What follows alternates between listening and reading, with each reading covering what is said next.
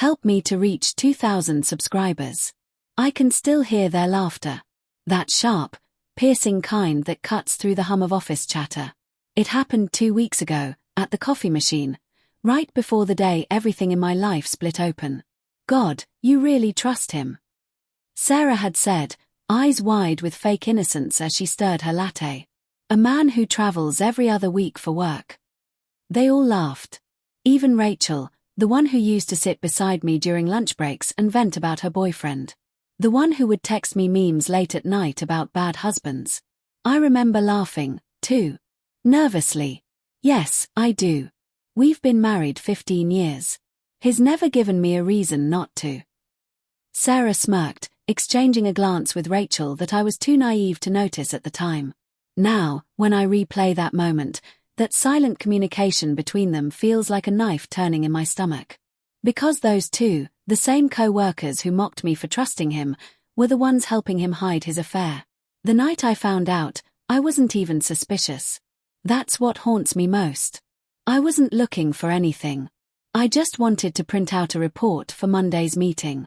My home printer was out of ink, so I borrowed his laptop. I still remember the faint smell of his cologne on the keyboard, cedarwood and bergamot, mixed with the scent of fresh paper. Everything about that moment felt ordinary. Familiar. Safe. Then his email pinged. Subject, about next weekend. I hovered over it, intending to click away, but the preview line froze me. Can't wait to feel your hands again.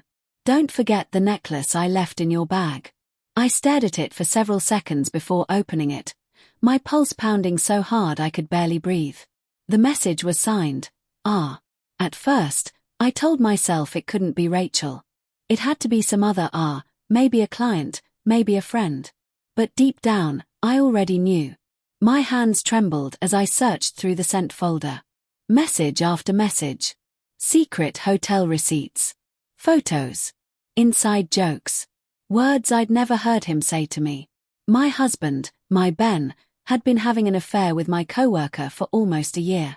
The next day, I went to work pretending nothing had happened. I smiled, handed in my reports, and sat through meetings while my stomach churned acid.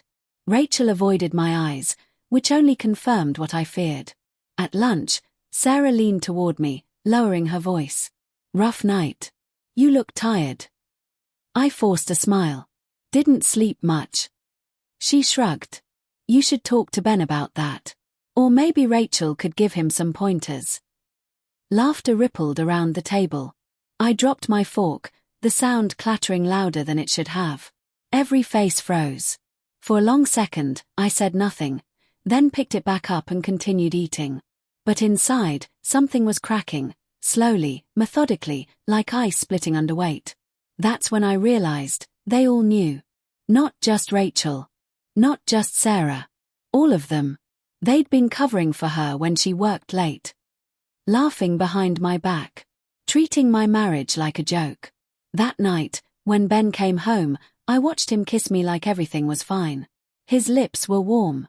His smile was easy. I felt sick. How was your day? He asked. Normal, I lied. How was yours? He smiled. Busy. Meetings all afternoon. You know how it is. The casual tone, the practiced ease, it was almost artful. I realized then that he'd gotten good at this, at living two lives with the same calm confidence. I wanted to scream, to throw his laptop at the wall, to demand the truth, but I didn't. Not yet. I wanted him to choose to lie to me one more time, just so I could remember what betrayal looks like when it's smiling at you.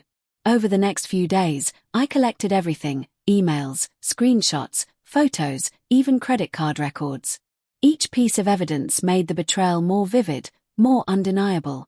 Yet I still couldn't cry. It was as if my body refused to let the emotion out until it fully understood how deep the rot went. The breaking point came on a Thursday afternoon, in the break room. Rachel was heating her lunch, laughing with Sarah again. The sound made my hands shake. I walked in, holding my coffee cup like it was a weapon. Rachel, I said softly. She turned, startled. Hey, Anna. What's up? I looked straight into her eyes. How long have you been sleeping with my husband? The room fell silent. Sarah's fork clattered. Rachel's face went white. "What?" "You heard me," I said, my voice low, trembling with rage. "How long?" Her lips parted, but no sound came. I saw her eyes dart to Sarah, desperate for help. None came. Then, quietly, she whispered, "Since last February." A single, strangled sound escaped my throat, half sob, half laugh. "A year," I said. "A whole year, Rachel. And all of you knew." I looked at Sarah, who was staring down at her food like it could save her. "You all laughed at me for trusting him. You made me the joke. But it's not funny anymore, is it?" I left my coffee cup on the counter and walked out. My legs felt numb, but my head was clear for the first time in months. That night, I didn't wait for Ben to get home. I packed his clothes into garbage bags and left them by the door. When he arrived, confusion filled his face. "Anna, what's going on?" "I know about Rachel," I said. His eyes widened, panic flooding in. "It's not what you think." "Don't," I cut in. "Please don't insult me with another lie. You had your chance to tell the truth, and you chose to destroy everything instead." He stepped forward, voice breaking. "I made a mistake. It didn't mean anything." I looked at him, this man I'd built a life with, who'd shared my bed, my laughter, my years, and realized I didn't even know him anymore. "That's the worst part," I said quietly. "It meant nothing to you. But it meant everything to me." He didn't argue after that. Maybe he knew there was nothing left to save. When the door closed behind him, I finally cried. Deep, heaving sobs that shook my entire body. The kind of tears that come from a place too raw for words. A week later, I handed in my resignation. The office felt smaller, colder. People whispered, avoided my gaze, but I didn't care. As I packed my things, Rachel approached me, eyes red. "Anna, I'm so sorry." I looked at her for a long time, trying to find something human in her face. "You're not sorry you did it," I said. "You're sorry I found out." I left the building without looking back.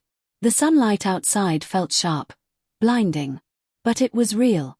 And that's what I had been missing for years, something real. For the first time, I wasn't the naive wife or the office joke. I was the woman who finally saw the truth and walked away from it. And that, I decided, was the beginning of everything I'd become next.